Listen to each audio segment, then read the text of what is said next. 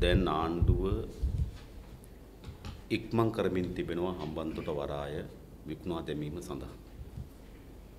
විශේෂයෙන්ම ආණ්ඩුව ඇතුලේ විවිධ අර්බුද ගණනාවක් ඒ පිළිබඳ මතුවලා තිබියදී රනිල් වික්‍රමසිංහ ප්‍රමුඛ මේ ආණ්ඩුව මෙහෙවන ආර්ථික කමිටුවේ සැලසුම් සහ ඔවුන්ගේ මැදිහත් වීම මත මෙම අලෙවි කිරීම සඳහා සියලු වැඩ කටයුතු සූදානම් කරමින් තිබෙනවා. අපි දන්නවා මේ වෙලාව වන විට අපේ රටේ ගැඹුරු සහ දිගු කාලයක් මුළුල්ලේ දියත් වෙමින් තිබෙන ආර්ථික කඩාවැටීමක් ආර්ථික අර්බුදයක් තිබෙනවා. ඒ ආර්ථික අර්බුදයේ විවිධ ආකාරයෙන් මේ වන විට ප්‍රකාශයටපත් වෙමින් තිබෙනවා. විශේෂයෙන්ම ඩොලරයට සාපේක්ෂව රුපියල වේගයෙන් කඩාවැටෙමින් තිබෙනවා. මේ වන විට ඩොලරයක් වෙනුවෙන් රුපියල් 154ක් ගෙවිය යුතු තත්ත්වය දක්වා වර්ධනය වී තිබෙනවා. මේ තත්ත්වය විසින් පිටරටින් ආනයනය කරන සියලු භාණ්ඩවල මිල ඉහළ යාමක්, ඒ වගේම ඩොලර් වලින් අපි අරගෙන තිබෙන ණය ප්‍රමාණය, එහි රුපියල් අගය ඉහළ යාමත් ආදී ආර්ථිකයට දැවැන්ත බලපෑමක් මේ රුපියල කඩාවැටීම හරහා සිදුවෙමින් තිබෙනවා. ඒ වගේම නව මේ ආර්ථික අර්බුදය ප්‍රකාශයටපත් වෙමින් තිබෙනවා. නව රැකියා උත්පාදනය වීම එන්න හිටේ තිබෙනවා. එනිසා උපාධිධාරීන් ඇතුළු විශාල තරුණ පරම්පරාවක්, තරුණ කණ්ඩායම් අද විරැකියාවෙන් පෙළමින් තිබෙනවා. ඒ වගේම අධ්‍යාපනය, සෞඛ්‍ය වැනි රජය විසින් අනිවාර්ය ලෙස පවත්වාගෙන යා යුතු සේවාවන් ශේෂ්ත්‍රයේද දැවැන්ත අර්බුදකාරී තත්ත්වයක් නිර්මාණය වෙලා තිබෙනවා. එනිසා මේ ආර්ථික අර්බුදයේ ප්‍රකාශනය ඈත ගම්මානයක ඉන්න ගොවි ජනතාවගේ සිට කොටස් වෙළඳපොළ හරහා ගනුදෙනුවට භාජනය වෙන ව්‍යාපාරිකයා දක්වා හැම කෙනාටම මේ ආර්ථික අර්බුදය අද දැනෙමින් තිබෙනවා. කොටස් වෙළඳපොළ අපේ රටේ ආර්ථිකයේ හොඳම පැතිකඩක් නොවුණත්, නමුත් පසුගිය සති කිහිපය අපි හොඳ විමර්ශනය කරොත් කොටස් වෙළඳපොළ විශාල කඩාවැටීමකට භාජනය වෙලා තිබෙනවා. ඒ වගේම බැංකු පොලි අනුපාතිකය ඉහළ දැමීමට මහ බැංකුවට සිදු වී තිබෙනවා. මේ සියලු කරුණු වලින් පෙන්눔 කරමින් තිබෙන්නේ අපේ රට දිගු කාලයක් තිස්සේ ගමන් කරමින් තිබෙන ආර්ථික ප්‍රතිපත්තියේ ප්‍රතිඵල.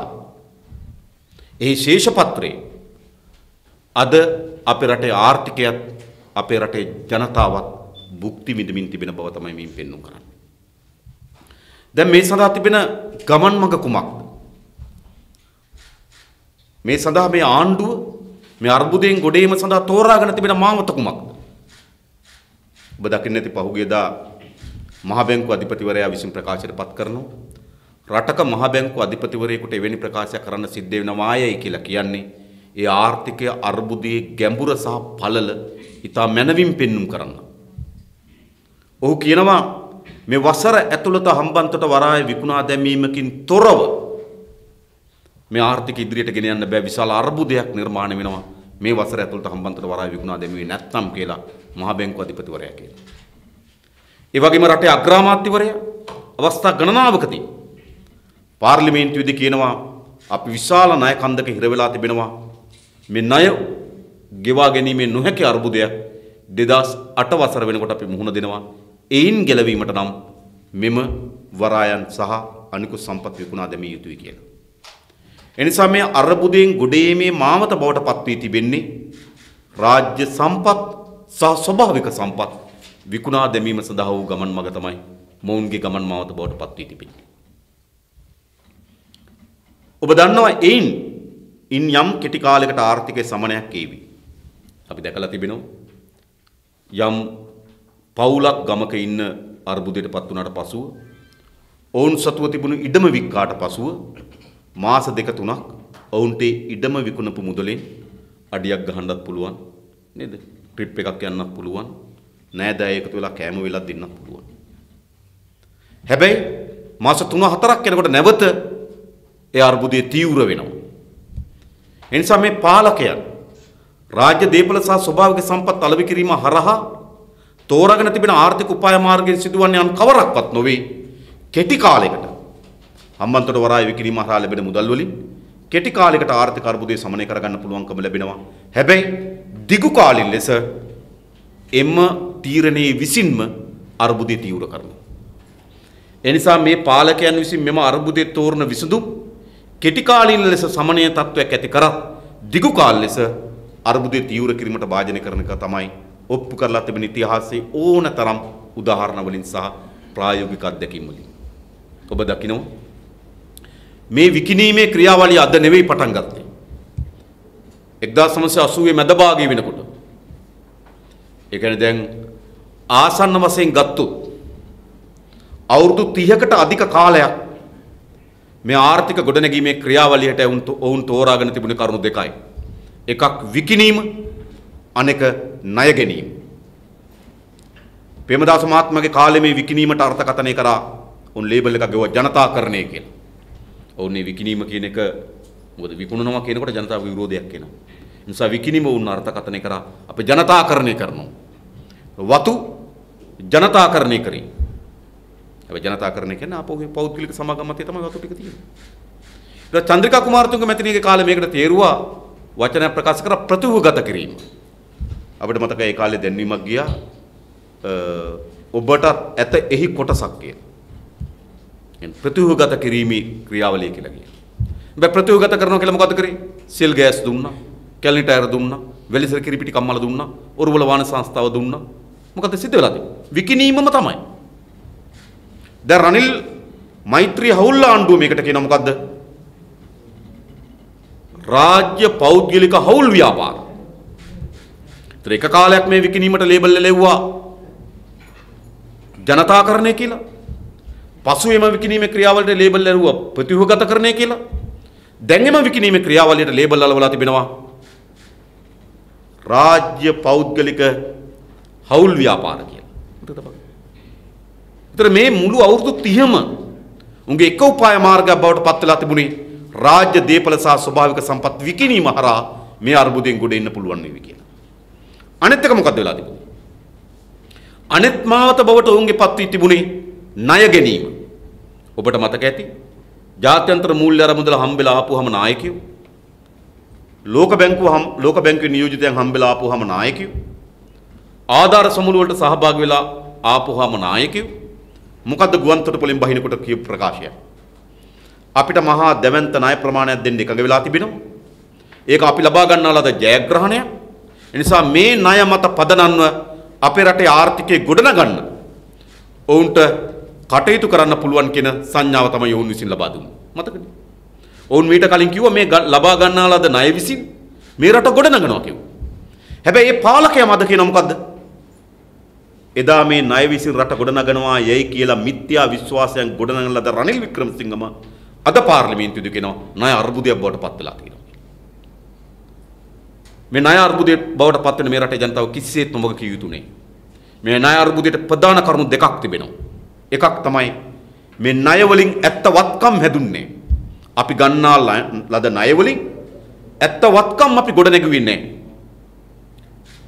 සමහර ව්‍යාපෘති උදාහරණයක් ඇටියට ගත්තොත් උතුරු මාර්ග ව්‍යාපෘති ඕමන්තේ ඉඳන් කංකසන්තුරේටත් මැදවච්ච ඉඳන් තලේමන්නාරමටත් කිලෝමීටර් 265යි.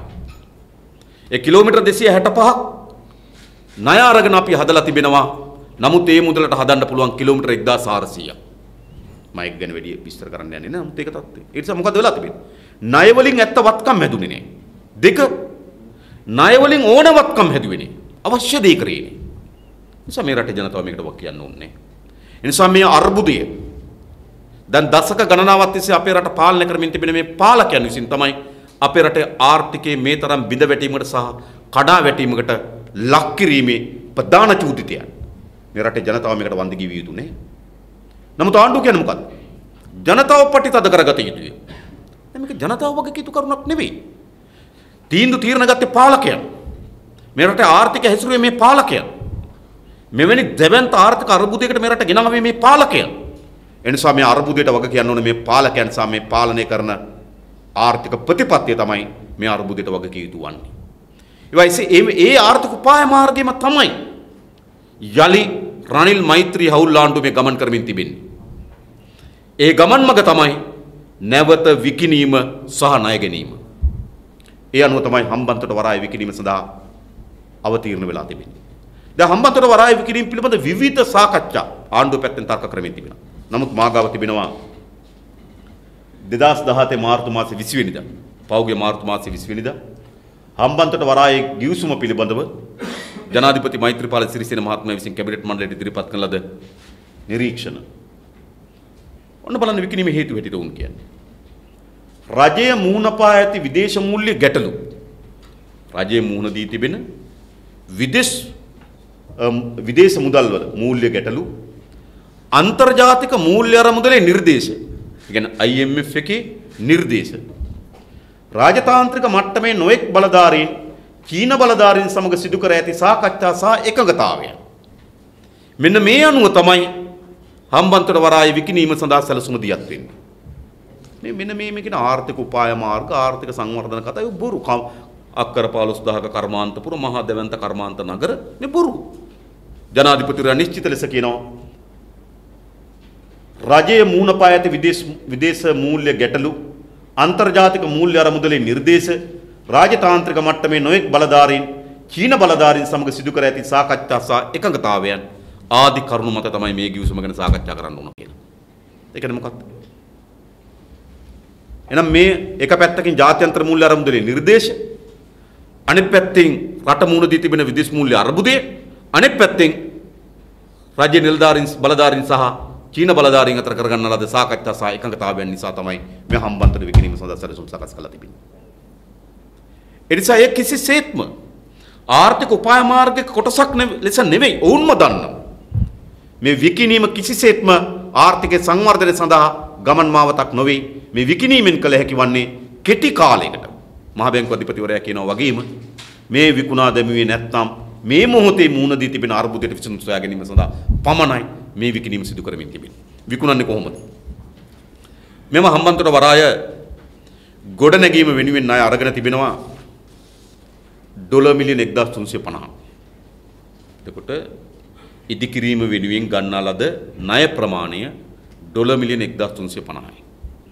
දැන් මේ අලෙවි කිරීම සඳහා යෝජනා කරලා තිබෙන්නේ ඩොලර් මිලියන 1100යි. අඩුම තරමේ ගන්නා ලද ණය මුදලට සරිලන පරිදිවත් ඇස්තමේන්තු සකස් වෙලා නැහැ. ණය මුදල මිලියන 1350යි. අපි අලෙවි කරන මුදල මිලියන 1100යි ඩොලර්. කොච්චර කාලයකටද? අවුරුදු 99කට. තව මොනවද දෙන අපි වරප්‍රසාද? මෙම වරාය චීන සමාගම විසින් මිලදී ගත්තාට පසු අවුරුදු 15ක් යනතෙක් සියලු බදු වලින් වරාය නිදහස් වෙනවා. ආදායම් බදු වෙනත් ඒ නාවික වරාය ශේත්‍ර සඳහා ඇති කරලා තිබෙන කිසිදු බද්දකට හම්බන්තොට වරාය ඇතුළත් නැහැ අවුරුදු 15ක් යනතෙක්. ඒ වගේම හම්බන්තොට වරායේ වැඩ කරන විදේශීය සේවකයන් ගණනාවකට උපයන විට ගෙවීමේ බද්දට යටත් නැහැ. ඒ වගේම හම්බන්තොට වරාය විකුණනකොට ඒ වරාය පරිශ්‍රයත් සමග අක්කර 1950ක භූමියක් අපි දෙනවා. ඊට අමතරව තව ඉඩම් ප්‍රමාණයක් දෙන්න එකඟතාවයකට අවිල්ලා තිබෙනවා. ඒ ඉඩම් නම් වෙනම ආයේ පදනම් ආයේ රජයේ තක්සේරුවන දෙනවා කියලා තමයි කියන්නේ. නමුත් වරාය දෙනකොට ඒ වරායට අක්කර 1950ක භූමියකුත් ඇතුළත් වෙලා තිබෙනවා. ඒ වගේම අපිට මතකයි දකුණු කොළඹ ජැටිය දුන්න චීනෙට. ඒ දුන්නේ වරාය සේවාව, ඒ කියන්නේ බහඬ උවමාරු කිරීම සඳහා අයිතිය විතරයි. චන්ද්‍රිකාගේ ආණ්ඩුව රැජින ජැටිය දුන්නා PNO සමාගමට. එතෙන්ද දුන්නේ ජැටියේ බහඬ ගෙන්වීම, බහඬ පැටවීම, බහඬ බෑම කියන කටයුතු විතරයි. හැබැයි මේ අපි දෙන්නේ රැජින ජැටිය විකිණපු ආකාරයට හෝ කොළඹ දකුණු සංවර්ධන ජැටිය විකිණපු ආකාරයට නෙවෙයි, සියලු සේවාවන් සහ නාවික කටයුතු මෙම සමාගමයට පවරනවා. සේවාවන් සහ නාවික කටයුතු සියල්ල අපි පවරනවා එම සමාගමට. එනිසා දැන් ප්‍රශ්නයක් පැන නැගිලා තිබෙනවා. මේ සඳහා බලපාන නීතිය කුමක්ද කියලා. දැනට ලැබෙමින් තියෙන තොරතුරු ඒ පිළිබඳව මාගාව ලිඛිත සාක්ෂි කිසිවක් නැහැ. නමුත් ලැබෙමින් තිබෙන තොරතුරු තමයි මෙම වරාය පරිශ්‍රය සහ ඒ කාර්යය යටත් වෙන්නේ ජාත්‍යන්තර නීතියකට කියලා. ලංකාවේ පොදු නීතියට යටත් නොවන බව තමයි දැනට ලැබෙමින් තිබෙන තොරතුරු තියෙන එක. එසේ නොවන්නේ නම් ආණ්ඩුව විසින් පැහැදිලි කළ යුතුයි. නමුත් අපිට ලැබෙමින් තිබෙන තොරතුරු එහෙම තිබෙනවා. ඒ නිසා මොකද්ද මේ කරමින් තිබෙන්නේ? එක පැත්තකින් රටේ ස්වෛරභාවය, අනිත් පැත්තෙන් ඉඩම් ප්‍රමාණය, අනිත් පැත්තෙන් බදු සහන, අනිත් පැත්තෙන් වරාය කියන බිස්නස් එක, අනිත් එක නාවික සේවාවන් කියන කාර්යයන්, මේ සියල්ල $1 මිලියන 1100කට තමයි ඇස්තමේන්තු කරලා තිබෙන්නේ. හැබැයි ණය ප්‍රමාණය විතරක් $1 මිලියන 1350යි. ඒ නිසා ඉතිහාසයේ සිදු ආකාරයෙන්ම මතක තබා ගන්න. මේ හැම පාලකයම ඉදි කරන කොටත් හොරකම් කරනවා, විකුණන කොටත් හොරකම් කරනවා. මේ ක්‍රියාවලිය තමයි මේක අස්සේ තිබෙන්නේ.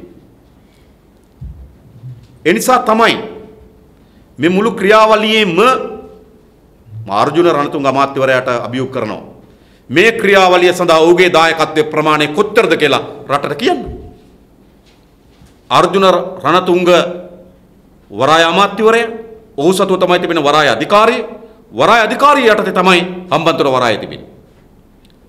මේ අලෙවි කිරීමේ සාකච්ඡා ක්‍රියාවලියේදී අර්ජුන රණතුංගගේ මැදිහත් වීමේ ප්‍රමාණය රටට කියන්න ඕන. ඒ විතරක් නෙවෙයි. වරාය අධිකාරිය විසින්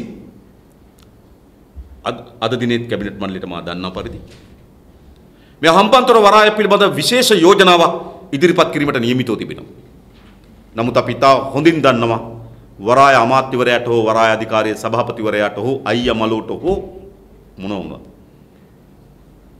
වරාය පිළිබඳ තීරණ තියෙන්නේ වෙන ආර්ථික කොමිටියක් අතේ.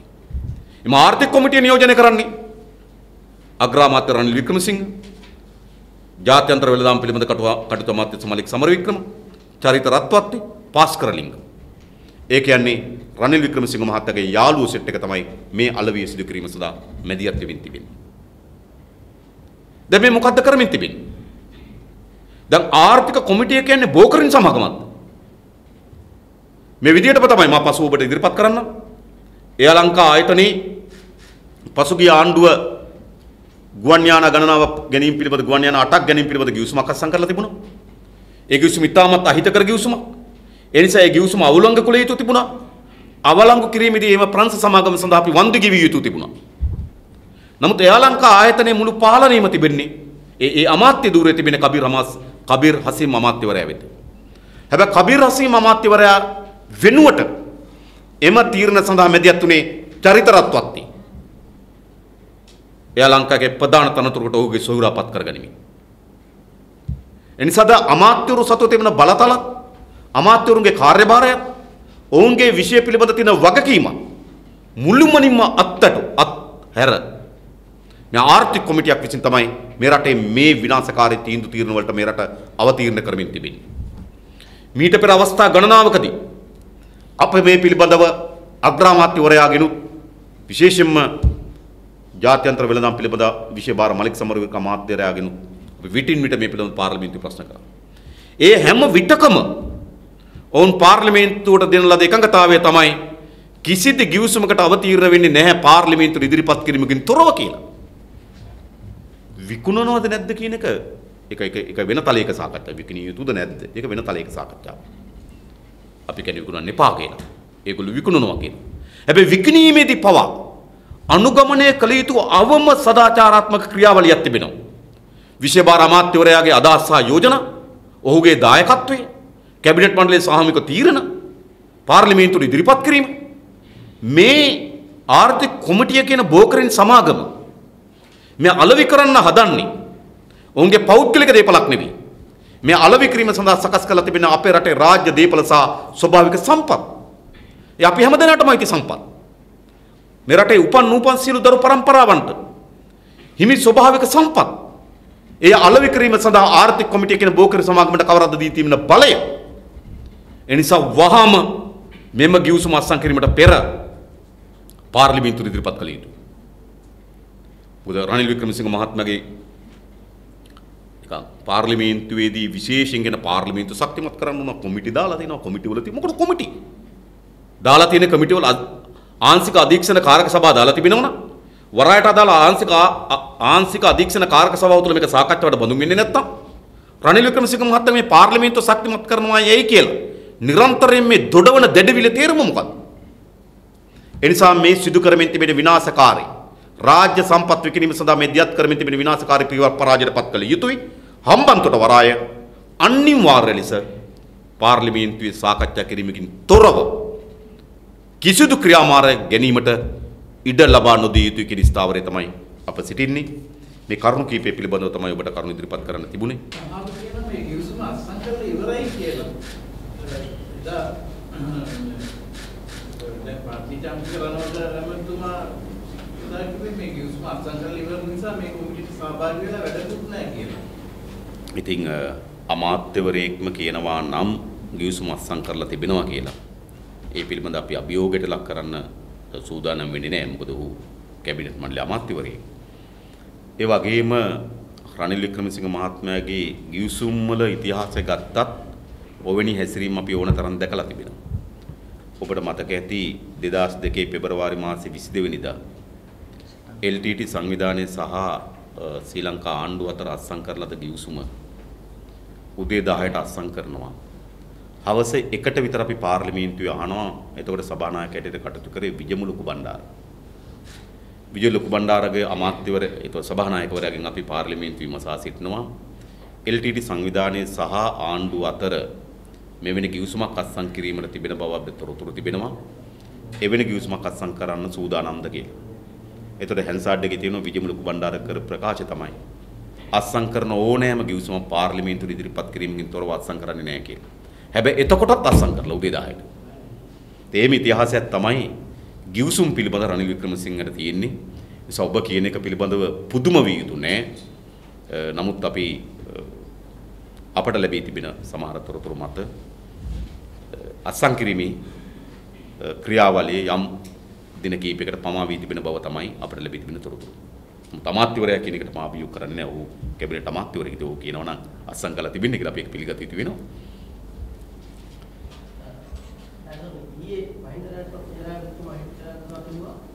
මේ ආණ්ඩුව දේපල විවරණ තමයි දැන් උදාහරණ කරලා තියෙන්නේ. ඕගේ කාලේ ඒවා තව ශක්තිමත් කරලා තිබුණා. 2014 සැප්තැම්බර් මාසයේ වරාය අධිකාරිය හා චයිනා හාබර් කියන සමාගම සමග ගිවිසුමක් අත්සන් කරලා තිබෙනවා. මෙම හම්බන්තොට වරායම විකිණීම සඳහා 2014 සැප්තැම්බර් මාසයේ.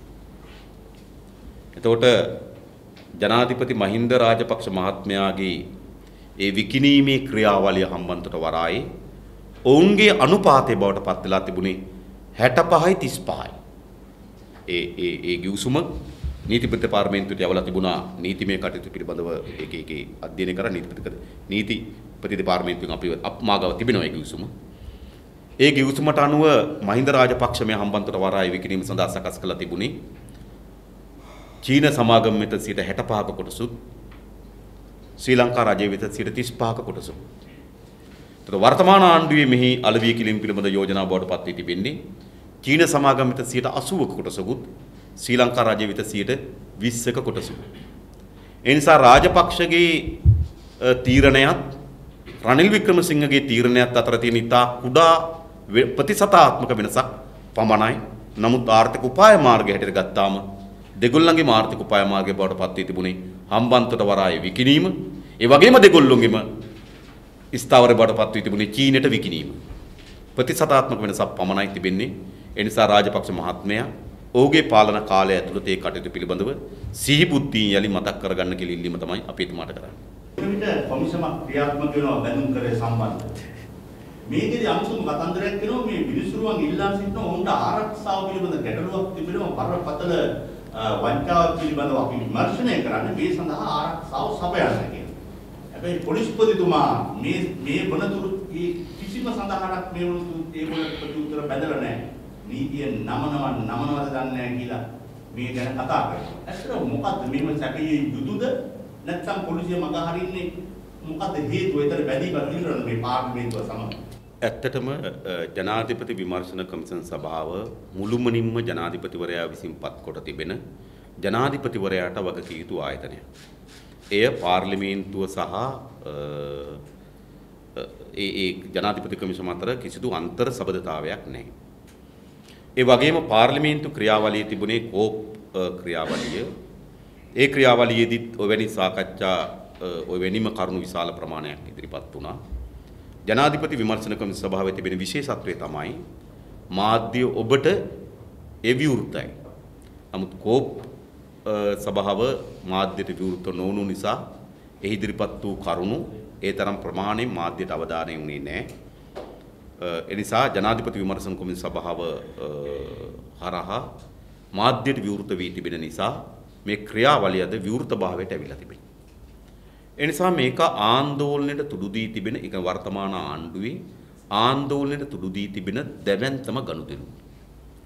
මේ ගනුදෙනු සිදුවෙන කාල පරිච්ඡේදය බැලුවොත් ඔබ දන්නවා ජනවාරි මාසයේ 8 වෙනිදා තමයි පැවති පාලනය බිඳවට්ටන්නේ. ඒ පැවති පාලනයට එරෙහිව තිබුණු ලොකුම චෝදනාව තමයි වංචා දූෂණය පිළිබඳ.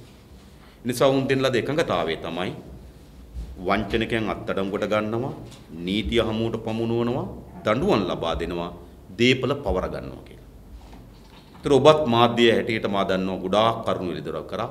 මේ අපේ මේ පළවත්ත කාර්යාලයට බොහෝ පිරිස් ඇවිල්ලා ඉහළ රජයේ නිලධාරීන් ඒ කටයුතු වලට පිළිබඳ දන්න අවබෝධය විශාල තොරතුරු ප්‍රමාණයක් දුන්නා. අපේ නීතිඥ කණ්ඩායමක් දාලා ඒවා වෙනම විමර්ශනය කළා. අපේ වසන් සමරසිංහ සහෝදරයා හරහා අපිව මේ වංචා දූෂණ විමර්ශන සඳහා තියෙන ආයතනයන් විදිහට CID එක, එම්න CID එක, අල්ලස් කොමිසමට අපි යොමු කරා. ඒතර මුළු රටම පෙළගැසී තිබෙනවා වංචනිකයන්ට දඬුවම් ලබා දෙන්නත් වංචා කරන ලද දීපල අත්පත් කර ගැනීම සඳහා තමයි රටේ ජනතාවගේ සැලසුම්. ජනවාරි මාස 8 වෙනිදාන් පසු. හැබැයි ජනතාව එසේ සැලසුමක සිටියේදී අරලියගහ මන්දිරයේ සිද්ධ වෙන තව සැලසුමක්. ජනතාවගේ සැලසුම වංචනිකයන්ට දඬුවම් කොට දීපල පවරා ගැනීම, අරලියගහ මන්දිරයේ සැලසුම වංචාවක් සිදු කිරීම. 2015 පෙබරවාරි 27 ආණ්ඩු පිටවන්නේ ජනවාරි 10. ඉතින් වංචාව දූෂණයට දඬුවම් දෙන්න ආපු පාලකයා එහි උණුසුම මැකී යන්නත් පෙර වංචාවකට හවුල් වී තිබෙනවා. ඒ නිසා මෙය මූල්‍ය වශයෙන් මෙහි තිබෙන බරපතල භාවය වගේම දේශපාලනික වශයෙන් මේ තිබෙන විශේෂ අවධානය කළ යුතු කරුණක් තිබෙනවා. වංචාවට දඬුවම් දෙන්න ආපු අය දින 50ක් යන මැත්තේ වංචාවකට හවුල් වෙනවා. ඒ නිසා මේක බරපතලයි. ඒ අන්ත දෙකෙන්ම ගත්තාම මේක බරපතලයි. ඒ නිසා මේක පිළිබඳ විධිමත් පරීක්ෂණයක් සිදු කොට එම වංචනිකයන් අත්අඩංගුවටගෙන දඬුවම් ලබා දිය යුතුයි. අපේ රටේ සමහර වංචා තිබෙනවා. දීපල තියෙනවා හොරානේ. අපි ගත්තොත් මල්වානි ඉඩම තියෙනවා, ගේ තියෙනවා. මාතර බ්‍රවුන් සිල් වල අක්කරයකට ආසන්න ඉඩමක් තිබෙනවා. දීපල තියෙනවා හොරානේ. සමහර තැන්වල හොරා ඉන්නවා දීපල නැහැ. බැසිල් ඉන්නවා දීපල නැහැ. මම කියන්නේ සමහර තැන්වල දීපල තියෙනවා හොරා නැහැ. සමහර ගණුදෙ දිනවා හොරා ඉන්නවා දීපල නැහැ. මේකේ හොරත් ඉන්නවා දීපලත් තියෙනවා. හොරා තමයි මේ සඳහා මැදිහත් වූ පුද්ගලයා තමයි මහ බැංකුව අධිපතිවරයා හැටියට කටයුතු කරපු අර්ජුන මහේන්ද්‍රන්. දීපල තමයි ඔහුගේ බෑනගේ සමාගමේ. එය 2015 වසරේ පමණක් ඔවුන්ගේ ලාභය හැටියට ඔවුන් ඉදිරිපත් කළා තිබෙනවා බිලියන 5.6. ඒ කියන්නේ ලක්ෂ 56000 ඔවුන්ගේ වසරේ ලාභය. නිසා මේ පැති කීපයකින්ම වංචාවට දඬුවම් දෙන්න ආපු වංචාවට හවුල් වීම, හොරකමට හවුල් වූ පුද්ගලයා සිටීම, හොරකම් කරලාද ධනෙ තිබීම, මේ සියලු සාධක බැලුවට පස්සේ මේක නිකන් අර ඩේලයිට් රොබරි කියන්නේ මහා දවල් මංකොල්ලයක්. අපි කාටත් පේන මංකොල්ලයක් මේක. හැබැයි ඒ මංකොල්ල සිදු වුණාට පසුවත් අග්‍රාමාත්‍යවරයාත් ඔහුගේ කණ්ඩායමෙත් මුළු මැදිහත් වීම තිබුණේ එය වසන් කරන්න. නැත්නම් මේ පාර්ලිමේන්තු කෝප් එකට බාර කටයුතු නෙමෙයි. ඒ සඳහා තිබුණා ඒ වෙනුවෙන් හැදුවා FCAD ආයතනය. ඒ වෙනුවෙන් තිබුණා අල්ලස් කොමිසම. ඒ වෙනුවෙන් තිබුණා CID එක. එසේ ඒ ආයතනයන් අරා පරීක්ෂා ඒ වෙනුවෙන්ම මහ බැංකුවේ තිබෙන විශේෂ මූල්‍ය විමර්ශන ඒකකයක්. ඒතකොට ඒ සියල්ල අඩපණ වුණා. නැත්තම් මේ කෝප් එකට අර ජනාධිපති කමිෂන් දාන්න ඕනේව නෙමෙයි. සාමාන්‍ය ගත්තොත් FCID එක හරි බයිබරි එක හරි CID එක හරි මහ බැංකුවේ තිබෙන මූල්‍ය විමර්ශන ඒකකයට හරි මේවා විසි විධිමත් පරීක්ෂණ කරලා වාර්තාවක් ඉදිරිපත් කර දඬුවම් ලබා දී යුතු තිබුණා. නමුත් ඒ ආයතන ඔක්කොම අඩපණ කරා. කෝප් සභාව මුළුමනින්ම අඩපණ කිරීම සඳහා උත්සාහයක් දැරුවා. අනතුරුව තමයි ජනාධිපති විමර්ශන කමිෂන් සභාවක් ඇති කිරීම සඳහා මෙය ගමන් කරේ. ඒක ජනාධිපති විමර්ශන කමිෂන් සභාව හරහා මේ නිකන් එක ශේස්ත්‍රයක යම් සමාජ කණ්ඩායමක් අතර වෙමින් තිබුණු සාකච්ඡාව සැලකතු ප්‍රමාණකින් පොදු ජනතාව වෙත ගෙන ගොස් තිබෙනවා. ඒ නිසාම මේ මහා මූල්‍ය සමාගමක් මූල්‍ය බලවතුන් ඔවුන්ගේ සහ ඔවුන්ගේ මූල්‍ය බලවතුන් සමග සහ සමහරව රාජ්‍ය රැකවරණය සහිතව ඒ ගනුදෙනුව සිදු වී තිබෙන නිසා විනිසුරුවන්ට සාධාරණ සැකයක් මතුවෙනවා.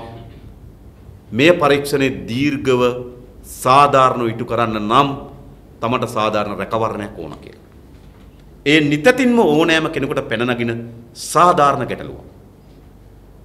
ඒ නිසා තමයි විනිසුරුවන් විසින් මේ සඳහා ආරක්ෂාව ඉල්ලා සිටින උන්ගේ පැත්තෙන් අතිශය සාධාරණයි.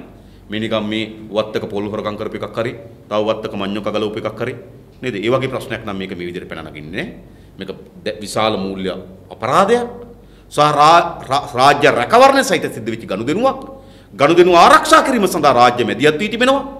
ඒ නිසා අනිවාර්ය ලෙස ඒ විනිසුරුවන්ට යම් තර්ජනයක් ඇතිවීමේ අනතුරක් තිබෙන බව සාධාරණ සැකයක් මතුවෙනවා කියන කවුරුත් තර්ජනය කරනවද නැද්ද කියන සාධක නෙවෙයි. නමුත් එවැනි එකක් මතුවේ හැකි කියන සාධාරණත්වයක් මතුවෙනවා. ඒ නිසා එම විනිසුරුවන් විසින් ආරක්ෂාව ඉල්ලා තිබෙනවා. නමුත් මෙවැනි අර කෝප් සභාව අඩපණ කරා හා සමාන ලෙසම අනිකුත් කෝප් සභාව අඩපණ කිරීම සඳහා උත්සාහ දරුවා ලෙසම අනිකුත් ආයතනයන් පරීක්ෂණ සිදු නොවුන හාසෙම මෙම ජනාධිපති විමර්ශන කොමිෂන් සභාවට Tamanට මැදිහත් වෙන තියෙන ආකාරයන් තිබෙනවා නම් ඒ සියලු ආකාරයන් උපයෝගී කරගන්න බව තමයි මෙම ආරක්ෂාව නොසැපීමෙන් පෙන්눔 කරන්නේ. ඒ නිසා පොලිස්පතිවරයා ඔහුට ස්වාධීන කොමිෂන් සභාවක් හදලා දීලා තිබෙනවා. ඔහු එම ව්‍යවස්ථාදායක සභාව විසින් පත් කරන ලද පොලිස්පති ව්‍යවස්ථා සභාව විසින් පත් කළ ලද පොලිස්පතිවරයෙක්. ඒ නිසා ඔහුට මේ පිළිබඳව සැලකිලි කොට ලබා දී යුතු ආරක්ෂාව විනිසුරුවන් විසින් ඉල්ලීමට පෙර ලබා දී යුතු තිබුණා. හැබැයි දැන් ඔහු ඉල්ලා තිබීදිත් ලබා නොදීමෙන් පෙන්눔 කරන්නේ ඔහු ඍජුව හෝ වක්‍රව වංචනිකයන්ගේ පාර්ශ්ව නියෝජනය කරන බව. එනිසා පොලිස්පතිවරයා විසින් එසේ ආරක්ෂාව ඉල්ලා සිටියේදී ආරක්ෂාව නොලබා නොදීම පිළිබඳව රටට කිව යුතුයි. ඇයි එහෙම දෙයක් සිදු වුවේ කියලා. පූර්වාදර්ශයක් තිබෙනවා මේ බලපිටියේ මගේ මතකයේ නිවැරදි නම් මුසාවියක ලිපිගොනු ගබඩාවට පැනලා මේ දැන් සතියක් ඇතුළතදී ඒක උත්සාහ කළා තිබුණේ අවශ්‍ය අරයි යන්නේ. ඒ වගේ මේ කොමිසම පවත්වාගෙන යන්නේ ඊටාම ජනාකීර්ණ ප්‍රදේශයක නෙමෙයි යම්කිසි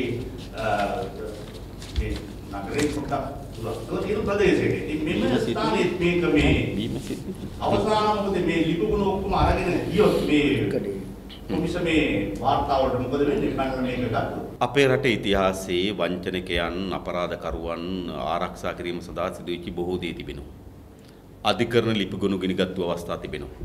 සතොස කාර්යාලය දෙපාරක් ගිනිගත්තු අවස්ථා තිබෙනවා. ඒ නිසා සමහර ප්‍රාදේශීය ලේකම් කාර්යාලය ගිනිගත්තු අවස්ථා තිබෙනවා. ඒ නිසා ඕනෑමටත් වඩා උදාහරණ තිබෙනවා. එම සාක්ෂි වසන් කිරීම සඳහා දරන ලද ප්‍රයත්නය. ඒ නිසාම තමයි මෙවැනි බරපතල මූල්‍ය අපරාධයක් පිළිබඳව පරීක්ෂණ සිදු කරනකොට අනිවාර්ය ලෙස එම ස්ථානයේ සහ ඒ කාර්ය සඳහා මැදිහත් වෙන ගායකගේ ආරක්ෂාව පිළිබඳව වඩා සැලකිලිමත් දැක්විය යුතුයි. දැන් විධායක බලයේ තියෙන ජනාධිපතිවරයා ළඟද අගමැතිවරයා ළඟද වැඩිම පවර් එක තියෙන කාලයකට මේක හිතා ගන්න බෑ නේද මේ. දැන් විධායකයන් පංචරණ කොමිසමට දෙන්නේ මේ කාලෙද බලය මෙතන. ඉතින් ඔබටත් මටත් පේනවා මොකද සිද්ධ වෙලා තියෙන්නේ කියලා. ඉතින් එක් අවස්ථාවල එක් අය තමන්ගේ බලය තමන්ගේ ආරක්ෂාව වෙනුවෙන් යොදා ගන්න අවස්ථාවන් තිබෙනවා. තමන්ගේ ආරක්ෂාව වෙනුවෙන් තමන්ගේ බලය යොදා ගැනීම සඳහා බලය යොදා ගැනීම සඳහා ගොඩන එවැනි අවස්ථාවක් නිර්මාණය කරගත හැකි බල තුලන තත්ත්වයක් අපේ රටේ තිබෙනවා. ඒ තත්ත්වය තමයි මේකට බලපාලා තිබෙන්නේ. ආණ්ඩුව පටන් ගත්තේ මතින් තොර රටක්, වස විසින් තොර ආහාර. කෘෂිකර්මයට කොහොම බදු සහන දෙනවද මම දන්නේ නැහැ. ඔබතුමා සමහරට හොයලා ඇති. හැබැයි මත්පැන් නිෂ්පාදනාගාරයක් කල්කුඩායේ දිනන පූර්ණ බදු සහිතව. ඒක මේ අන්න සෞඛ්‍යයට හිතකර මත්පැන් වර්ගයක්ද මම දන්නේ නැහැ. මොකද්ද මේකේ තත්ත්වය ඔබතුමා දන්නේ? ඇත්තටම මේ ආණ්ඩුව මත්පැන් සඳහා පමණක් නොවේ. විවිධ අවස්ථාවල බදු ප්‍රතිපත්ති වෙනස් කරලා තිබෙනවා. තමන්ගේ හිතවාදී ව්‍යාපාරිකයන්ට බදු සහන ලබා ගැනීමේ අරමුණින්. එය මත්පැන් වලට සිදු වෙලා තිබෙනවා. ඒ සීනි වලට සිද්ධ වෙලා තිබෙනවා. ඒ නිසා ආණ්ඩුවක් අනුගමනය කරමින් තිබෙන ජනතාව ගැන හිතමින් රාජ්‍ය ආදායම් වැඩි කර ගැනීම සඳහා ප්‍රතිපත්තියක් වෙනුවට තමන්ගේ කූට ජාවාරම්කාරයන්ට ආරක්ෂාව සහ රැකවරණය ලබා දෙන ඒ වගේම තමන්ගේ යටිමඩි තර කර ගැනීම සඳහා රෙගුලාසි තමයි ඔවුන්ගේ රෙගුලාසි බවට පත් වී තිබෙන්නේ. ඒ හරහා තමයි මෙවැනි සිදුවීම් අද අපිට දකින්න පුළුවන්කම තිබෙන්නේ. අවසාන ප්‍රශ්නය කොහොමද අපේ මිතුදම් ගැන ප්‍රශ්නයක් මේ හැඟීම්බර ප්‍රශ්නයක් මම ඔබතුමාගෙන් අහන්නේ. ඔබතුමාට එක දීර්ඝ කාලින සටන් සගයක් මේ වුණ විට යම් ස්ථානයක තම අසනීප තත්ත්වයෙන් වගේ ඉන්නවා හිතාමතා හෝ වුණා. ඔබතුමා නිකමටවත් මේ පැත්තේ බලන්නවත් යන්නේ නැද්ද? හිතෙන්නේ නැද්ද ඒක බැලුවොත් හොඳයි කියලා? ඇත්තටම අපේ රටේ ඉතිහාසයේ පුරාවටම නීතිය ක්‍රියාත්මක වීමේදී වලව්වේ හාමුට නීතිය ක්‍රියාත්මක වෙන ආකාරයෙන් වලව්වේ වැඩ කරන කොල්ලට ක්‍රියාත්මක වෙලා නැහැ. ඒක විමල් තේරුම් ගත යුතුයි.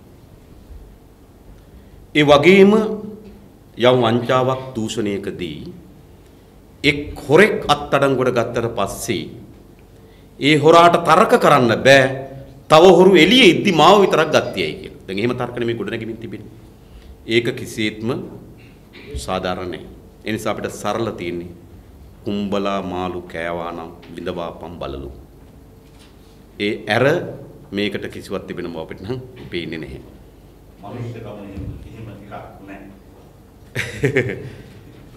ඇත්තටම ඉතින් මා කියන්නේ ඔව් බලන්න යාම හෝ ඔහුත් එක්ක ඇසුරු කිරීම කතා කිරීමෙන් ඔහුට ලැබෙන කිසිවක් නැහැ. මා හිතන්නේ ඔහුට තිබෙන්නේ නීතිමය ක්‍රියාමාර්ගයක්. ඒ සඳහා අවතීර්ණ වීම තමයි ඔහුගේ කාර්ය බවට පත් වී යුතුවන්නේ.